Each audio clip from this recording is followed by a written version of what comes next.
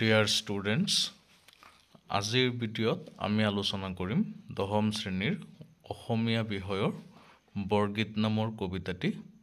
এই কবিতাটিৰ পৰা যিবোৰ প্ৰশ্ন পূৰ্বৰ ফাইনেল পৰীক্ষাত আহিছে আৰু অহাৰ সম্ভাৱনা আছে সেই আটাইবিলাক তোমালোকক বাছনি কৰি দিয়া হৈ আছে।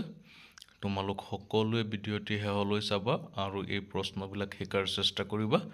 এইকেইটা শিকিলে ভাল নম্বৰ আশা কৰিব পাৰিবা। আৰু যিসকলে চেনেলটো এতিয়ালৈকে সাবস্ক্ৰাইব কৰা নাই তোমালোকে সাবস্ক্ৰাইব কৰি দিবা। এতিয়া বলা ভিডিঅ'টি ষ্টাৰ্ট কৰোঁ।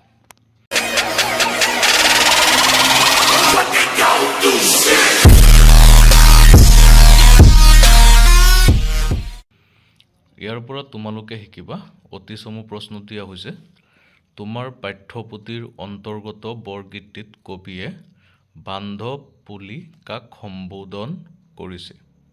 2 নম্বৰ তোমাৰ পাঠ্যক্ৰমত অন্তৰ্ভুক্ত শ্ৰী শ্ৰী মাধৱদেৱ বিৰচিত বৰগীতটি কি ৰাগৰ। 3 নম্বৰ মাধৱদেৱৰ সাহিত্যিক জীৱনৰ কীৰ্তিস্তম্ভ কি। 4 নম্বৰ হনক সনন্দ যোগী যাহাকো ধিয়াই আদি যোগীসকলে কাক ধ্যান কৰে বুলি কৈছে। 6 নম্বৰ মোহপাহ মানে কি। 7 নম্বৰ মাধৱদেৱৰ বৰগীতটোৰ মাজেৰে কি ভক্তিৰ ভাৱ প্ৰকাশ পাইছে। চমু প্ৰশ্নাৱলীত দিয়া হৈছে বৰগীতৰ 2টা বা 3টা বৈশিষ্ট্য বা লক্ষণ উল্লেখ কৰা। 2 নম্বৰত চোৱা চমু টোকা লিখা ব্ৰজাৱলী বাহা। 3 নম্বৰ নেৰিবা বান্ধৱ মোক জীৱনে মৰণে কবিয়ে জীৱনে মৰণে নেৰিবৰ বাবে কাক অনুৰোধ কৰিছে।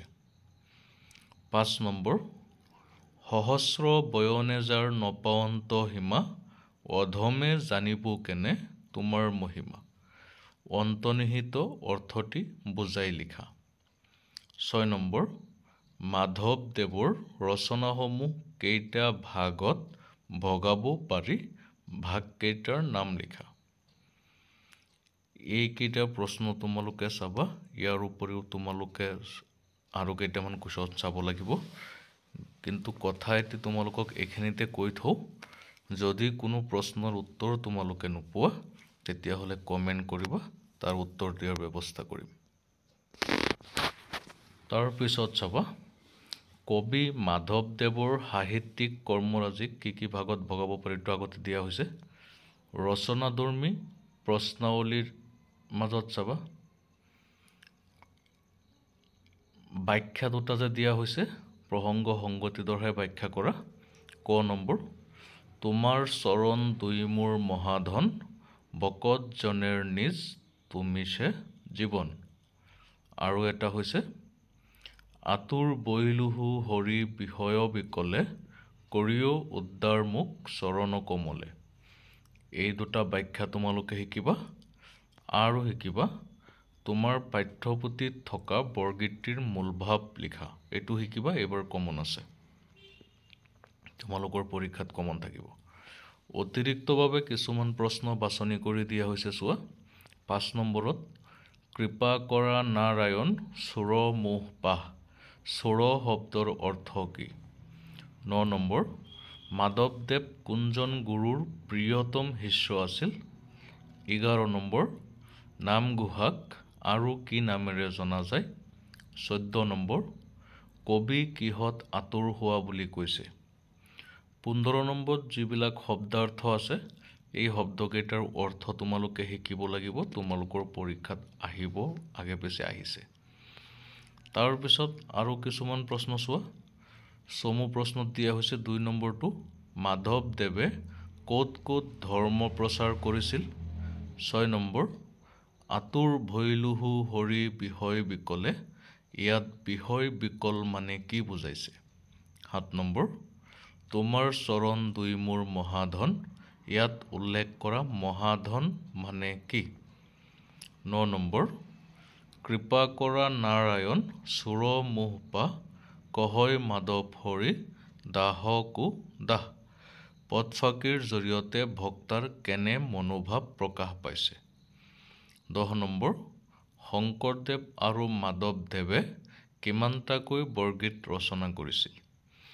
এইকেইটাৰ উপৰিও তোমালোকে আৰু দুটা প্ৰশ্ন চাবা। বৰগীতটিৰ ৰচকৰ চমু পৰিচয় দিয়া। ৰচকৰ চমু পৰিচয় শিকিলে তোমালোকৰ এটা লাভ হ'ব, সেইটো হৈছে জন্ম মৃত্যুৰ তাৰিখ, তেওঁ লিখা গ্ৰন্থসমূহ আদিবিলাকৰ নাম পাই যাবা। যেনেকেই শ্বৰ্ট কুৱেশ্যন আহে তোমালোকে তাৰ উত্তৰ কৰিব পাৰিবা। আৰু এটা প্ৰসংগ সংগতি দৰ্শাই ব্যাখ্যা শিকিবা। খ নম্বৰত চোৱা, সহস্ৰ বয়নে যাৰ নপাৱন্ত সীমা, অধমে জানিব কেনে তোমাৰ মহিমা। এইটো তোমালোকে শিকিবা।